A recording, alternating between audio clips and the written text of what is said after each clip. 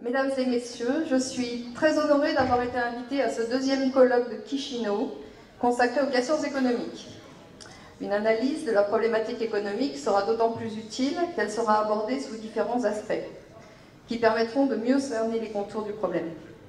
Aucune dissertation sur la question économique ne peut valablement trouver de fil conducteur si l'on ne fait pas l'effort de pratiquer une analyse sérieuse de son évolution institutionnelle dans le temps et dans l'espace. Or, l'analyse des institutions, mesdames et messieurs, ne ressort pas à strictement parler du champ de compétences des économistes, qui sont des praticiens du domaine économique. L'examen du cadre institutionnel de l'économie est de la compétence des juristes. C'est donc en ma qualité de juriste que je vais intervenir à l'occasion de ce colloque consacré aux questions économiques. C'est également en ma qualité de juriste que je vais faire une indispensable incursion dans le champ monétaire et financier. À titre liminaire, il me semble utile de replacer ce cycle de conférences de Chisinau dans le contexte institutionnel international. Le présent colloque s'inscrit parfaitement dans le droit fil de la Déclaration de Philadelphie du 10 mai 1944, qui, si elle avait été appliquée, se serait opposée à la fois à la liberté absolue du commerce international tenu par les multinationales et à l'établissement d'un système monétaire international unifié. Ceci est une vaste histoire. J'ai commencé l'analyse juridique et institutionnelle de la question économique à l'occasion de mon travail de thèse consacré à l'entreprise. Par la suite, mon expérience en tant qu'avocate dans le domaine de la fiscalité internationale, et plus précisément des prix de transfert, a induit une réorientation du champ de mes analyses. Mon approche initialement juridique et institutionnelle s'est transformée en approche politique et géopolitique. Valérie, je m'excuse plus lentement pour la traduction. Vous avez le temps pour ça. Parce que toute analyse institutionnelle se poursuit nécessairement, naturellement, par une mise en perspective politique et géopolitique.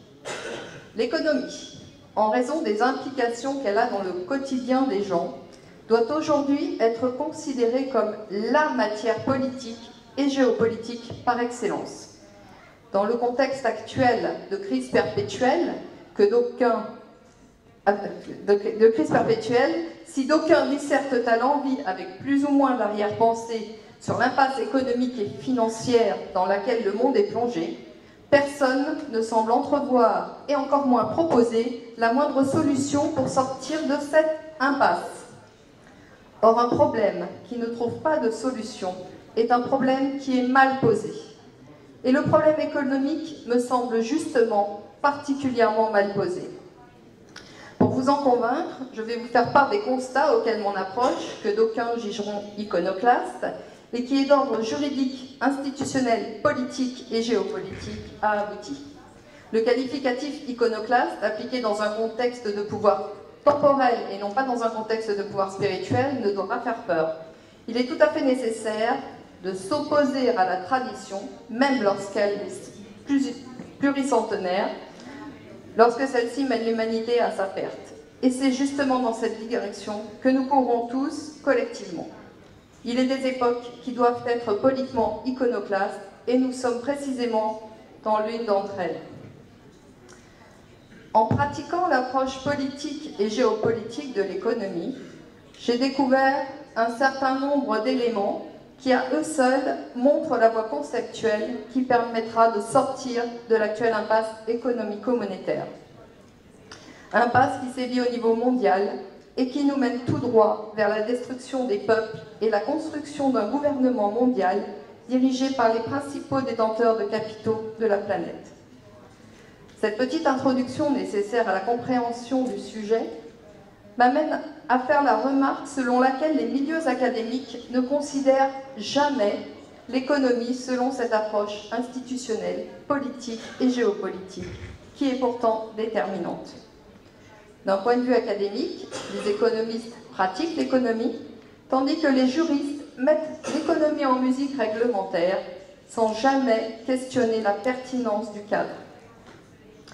Les juristes se cantonnent aujourd'hui à un rôle secondaire consistant à mettre en œuvre et éventuellement à perfectionner des réglementations économiques. Ils ont, depuis beaucoup trop longtemps, abdiquer leur rôle politique consistant à avoir une approche dynamique et critique de la législation. Ce faisant, les juristes sont devenus inutiles, de simples parasites alimentant un système économico-politique de type newtonien qui éloigne toujours plus l'humanité du soleil nécessaire à sa survie. Cette pente malheureuse est née de l'influence de la théorie pure du droit d'Hans Kelsen. À partir de là, les juristes praticiens sont devenus structurellement incapables de questionner les finalités du droit. Seules les techniques juridiques leur sont restées accessibles. Pour retourner dans le vif du sujet économique et des alternatives envisageables, il faut d'abord et avant tout comprendre que les forces à l'œuvre dans le monde dans lequel nous vivons ont au fil des siècles organisé une domination institutionnelle totale du pouvoir économique sur le pouvoir politique. Cette domination devra prochainement trouver sa conclusion logique dans l'avènement d'un gouvernement mondial appelé Nouvel Ordre Mondial par ses partisans. En réalité, ce nouvel ordre n'a rien de nouveau. Il est l'aboutissement logique de la constante élévation sociale de l'ordre des banquiers commerçants qui a aujourd'hui rang de puissance politique. Cet ordre des banquiers commerçants, dont on peut grosso modo faire remonter la naissance à l'époque des grandes découvertes, est aujourd'hui arrivé à un point où il a acquis un pouvoir mondial de type monopolistique.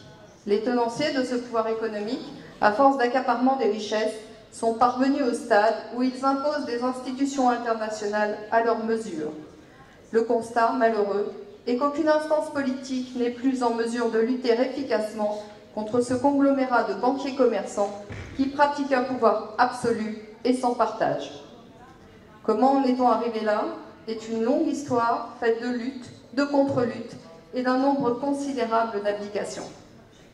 Dès le début, la caste naissante et ambitieuse des banquiers commerçants a entrepris un mouvement en double révolution, consistant d'une part en un effort conceptuel afin de dissoudre le pouvoir politique en place, et d'autre part à mettre en œuvre, pays par pays, une institution capable de centraliser et gérer les masses monétaires en circulation.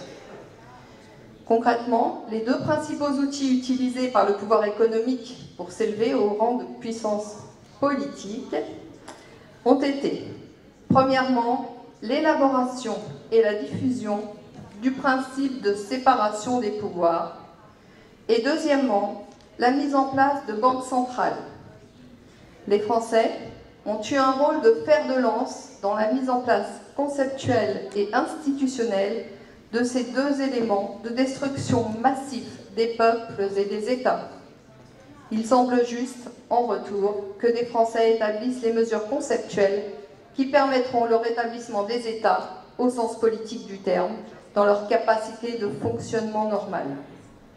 Dans le contexte actuel, il ne faut en revanche malheureusement pas compter sur des Français pour mettre en œuvre institutionnellement ces concepts nouveaux dont la finalité est la rénovation du pouvoir politique. Nous y reviendrons. Le premier moyen mis en place par les détenteurs du fait économique dans leur quête du pouvoir est le principe dit de séparation des pouvoirs, théorisé par Charles-Louis de Secondat, baron de Montesquieu. Ce principe a eu le succès spatio-temporel que vous savez. Universellement reconnu comme le seul moyen institutionnel de limiter le pouvoir, il a permis une uniformisation générale des modes de gouvernement de tous les pays du monde, rendant dès lors possible le passage à la phase ultime du gouvernement mondial. La séparation des pouvoirs, fallacieusement présentée comme une limitation du pouvoir, est en réalité une dissolution du pouvoir. Il faut pour s'en convaincre remonter au sens premier du mot politique et se rappeler qu'un gouvernement est la traduction institutionnelle permettant la mise en œuvre de la politique. Au sens premier du terme, la politique est l'art d'organiser la vie de la cité. À ce titre, la politique doit réguler les comportements individuels de manière à ce qu'ils soient compatibles avec un comportement de groupe, un comportement social. La politique s'accompagne donc nécessairement du pouvoir de maîtriser les lois qui s'appliquent sur son territoire, de rendre la justice ainsi que du pouvoir de contrainte qui permet d'assurer l'intégrité du groupe. Retirer au pouvoir politique les fonctions législatives et judiciaires revient tout simplement à retirer au pouvoir politique sa raison d'être, qui est en même temps la justification de son pouvoir de contrainte. Si en plus vous retirez au gouvernement la maîtrise de sa monnaie, qui est un des moyens permettant d'œuvrer à la paix sociale, vous obtenez la situation actuelle dans laquelle les États ne sont plus des entités politiques, mais des entités au service du pouvoir économique caché. Il faut ajouter que le principe de séparation des pouvoirs, chargé de dissoudre le pouvoir ancien, sera abandonné lorsqu'il aura rempli sa fonction et que le nouveau pouvoir pourra s'exprimer au grand jour.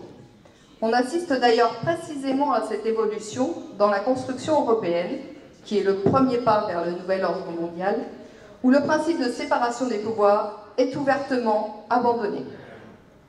La séparation des pouvoirs ne sera évidemment pas appliquée dans le futur gouvernement mondial. Le second moyen mis en place par les détenteurs du fait économique dans leur quête du pouvoir est la centralisation des questions monétaires dans leurs mains. Le système de la centralisation monétaire, que nous appellerons ici par facilité le système des banques centrales, est né aux Pays-Bas, s'est perfectionné en Angleterre et s'est ensuite installé en France avant de se répandre dans tous les pays du monde. En se généralisant, le système des banques centrales s'est évidemment diversifié et complexifié. La plupart des banques centrales du monde, 60 parmi les plus importantes, sont aujourd'hui gérées et régulées par la Banque des règlements internationaux située à Bâle. Cet établissement bancaire et financier, créé en 1930 à l'occasion du plan Young, a été conçu dès l'origine comme une entité juridique de droit public comparable à un État, moins évidemment la fonction de régulation sociale. Pour l'anecdote, qui n'en est pas une, ce sont les flux financiers via de nombreux prêts qui ont transité par la BRI qui ont financé l'effort de guerre nazi et rendu l'avènement du Troisième Reich possible. Le système des banques centrales s'est vu complété au XXe siècle par tout un tas d'institutions financières, créant dès lors ce qu'il est convenu d'appeler l'ordre financier international. Cette mise sous tutelle financière mondiale des États est cachée derrière les bons sentiments de la prétendue volonté de construire, reconstruire ou aménager les territoires. Il faut ici noter que cacher la réalité factuelle derrière une apparence de bons sentiments claironnés est la méthode suivie depuis toujours par les tenants du pouvoir économique afin d'arriver à leur fin politique. À cet égard, et dans le droit fil de la méthodologie perverse généralement employée par la caste économique au pouvoir, je dois mettre l'auditoire en garde contre une interprétation fallacieuse, généralement faite de l'origine de la construction européenne. Oui, cette construction européenne s'est faite dans le contexte de la domination américaine mondiale du XXe siècle. Mais non, elle n'est pas un produit américain au sens strict. Car il faut considérer que l'Empire américain n'a été et n'est encore lui-même qu'un avatar de la puissance économique et financière globale. Cette puissance, qui a pris politiquement conscience d'elle-même au siècle dit des Lumières, s'est successivement incarnée dans les empires britanniques puis américains.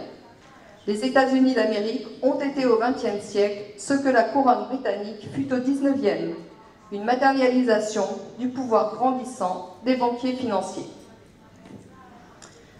La construction européenne, dont l'origine remonte pour l'essentiel au XIXe siècle, a été pensée par et dans les cercles devant à la domination du pouvoir économique global.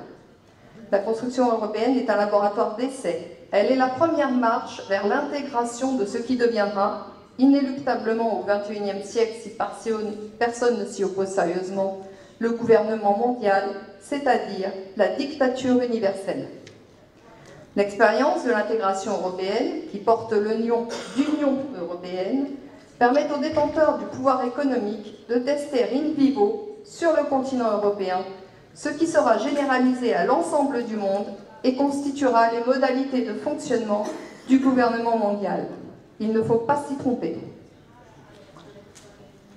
Je pourrais longuement vous parler de l'actuel engouement pour les crypto-monnaies, selon la technologie blockchain, du fonctionnement du circuit économique global et de la façon dont les multinationales s'y sont prises pour mettre les États sous leur dépendance économique. Toutefois, ces développements longs ne sont pas adaptés au format de cette présentation orale. Je pourrais également vous expliquer l'ensemble des conséquences techniques en termes d'organisation gouvernementale de la suppression du principe de séparation des pouvoirs. Mais là encore, il nous faudrait un temps qui n'est pas compatible avec les exigences de la présentation d'ensemble à laquelle répond ce discours. Permettez-moi juste de mentionner que si l'article 13 de l'actuelle constitution russe est en débat, c'est surtout son article 10 qui devrait être mis en cause. Car la séparation des pouvoirs, qui suppose la dissolution du pouvoir, pose un problème politique insoluble à tous les États qui l'ont adopté. L'article 13 litigieux, qui ajoute le dernier clou au cercueil du pouvoir, n'est en réalité qu'une manifestation secondaire du problème politique réel. Pour tous les détails, je vous donne rendez-vous dans un autre cadre. Je termine cet exposé en insistant sur le fait que le droit est le moyen qui permettra soit d'aller toujours plus loin vers l'avènement du gouvernement mondial, soit de stopper ce processus mortifère et d'entreprendre une lutte efficace contre les postulants économiques au pouvoir politique global. Connaître les techniques juridiques permettant de faire face aux dangers ne suffit évidemment pas. Il faut y ajouter une réelle détermination politique qui seule permettra de mettre ces techniques en œuvre. Cette volonté politique ne doit pas être recherchée dans les pays occidentaux qui ne sont pas en capacité politique et socio-culturelle de lutter. Le réveil des BRICS doit, à cet égard, être considéré comme un potentiel espoir, tout en gardant à l'esprit que l'ennemi est puissant, y compris dans ses derniers États. Mesdames et messieurs, je vous remercie de l'attention que vous avez bien voulu porter à cet exposé.